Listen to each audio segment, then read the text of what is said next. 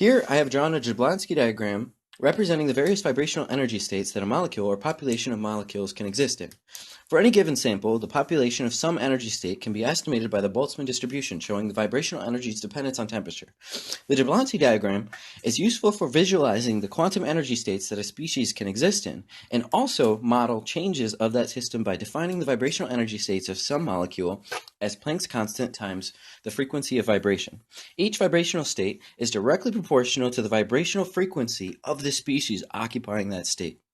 So, if we define that species as this carbon nanosheet, several types of vibration can occur. However, we will focus on just the planar molecular vibrations that directly correspond to the electrons and protons that are interacting, also referred to as some polarizability ellipsoid. Photons also have some discrete energy levels, denoted by Planck's constant times the frequency of that photon. So, the energy of that photon is directly proportional to the frequency of the electromagnetic field generated by that photon,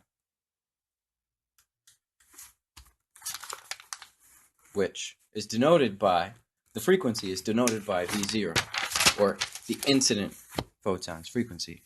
So if you shot a photon into some carbon nanotube, the electromagnetic field generated by the photon's energy state, HV0, will polarize and vibrate the electromagnetic field generated by the molecule sinusoidally.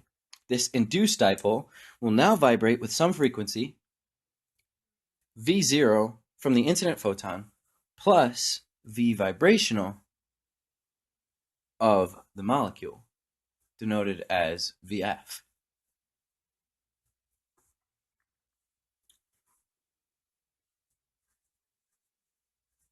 So it is helpful to model this energy change with a Jablonski diagram.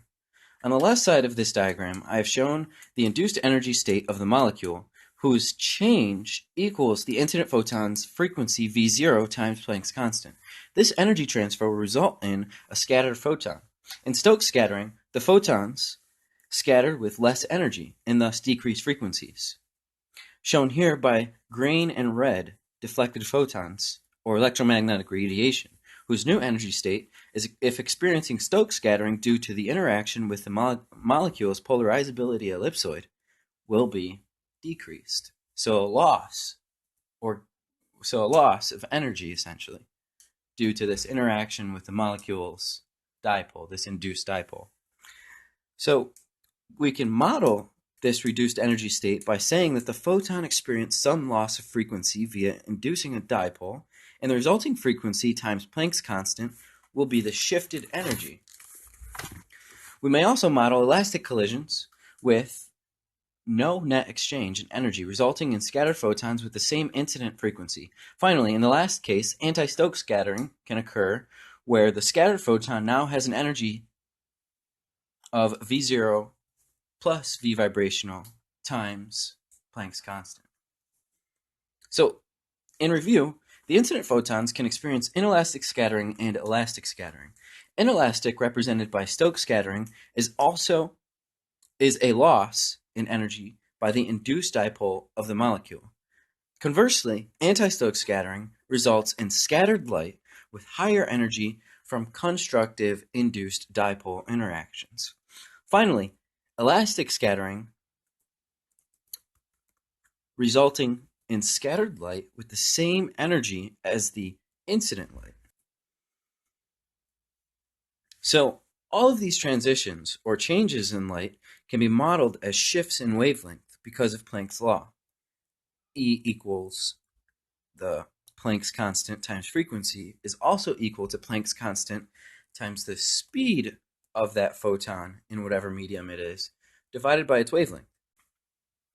So imagine you have some laser at 758 nanometers projecting into a carbon nanotube, interacting with its G-band. And so you can denote this shift in wavelength from the scattered light, from the incident photon's wavelength as the change in the wave number. or 1 over the incident wavelength minus 1 over some induced wavelength of electromagnetic radiation from field interactions and vibrational energy of the molecule.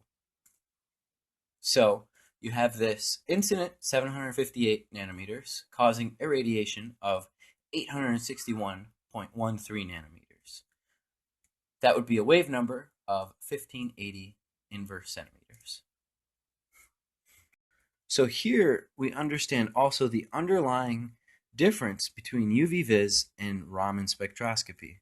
That is to say that the incident photon energy in Raman spectroscopy is much lower than in UV vis, and thus the induced molecular energy is vibrational instead of electronic.